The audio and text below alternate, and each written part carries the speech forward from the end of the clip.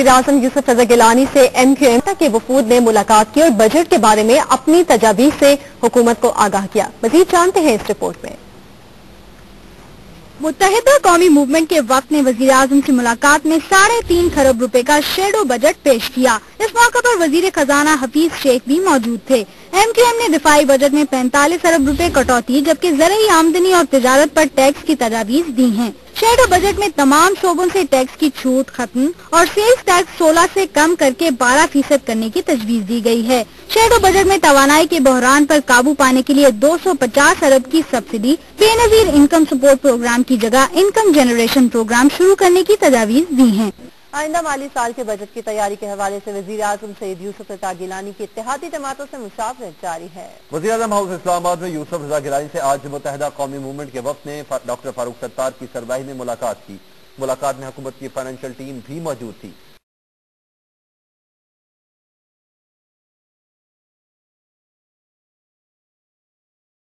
जानते हैं नुमाइंदा न्यूज़ वन आबिद राही से। जी आबिद राही, मुलाकात के हवाले से क्या तफसीलात हैं?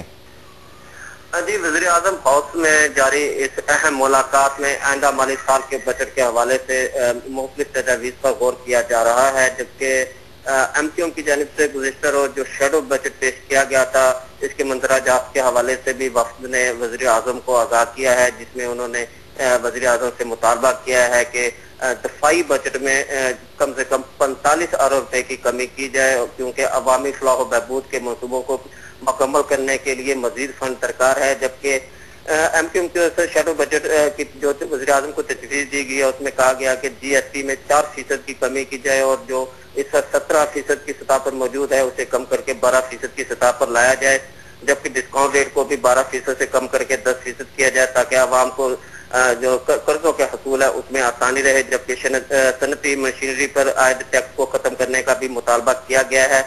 हुकूमत ने वज़ीर-ए-आज़म ने MQM के इस शेडो बजट में पेश की जाने वाली तजावीज़ का खैर मकदम करते हुए कहा कि हुकूमत की शुरू से ही ये पॉलिसी रही थी कि वो आवाम को ज्यादा से ज्यादा रिलीफ देना चाहती है, जबकि शेडो बजट में भी आवाम को रिलीफ देने के लिए तजावीज़ दी गई हैं। और हुकूमत ने जो अपना बजट का एक खाका तैयार किया है उसके हिसाब से MQM का जो शेडो बजट है उसमें काफी हद तक मुमासलत पाई जाती है।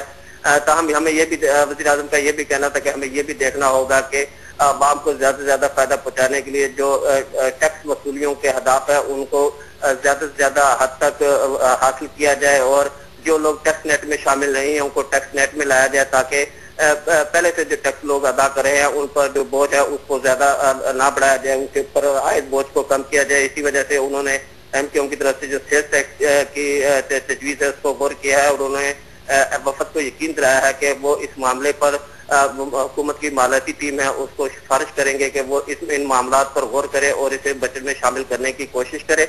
जबकि मैं आपको ये भी बता दूं कि वज़ीर-ए-आज़म ने चीफ इलेक्शन कमिश्नर की तकरीर के मामले पर भी MQM से मुशावरत की है। उनसे कहा है कि हुकूमती सतह पर जो 3 नाम तजवीज़ किए गए हैं उनके हवाले से MQM अपनी पार्टी की क़यादत से मुशावरत करके हुकूमत को तजवीज़ दे कि वो किस नाम को मुनासिब समझते हैं चीफ इलेक्शन कमीशन के ओहदे के लिए। जी।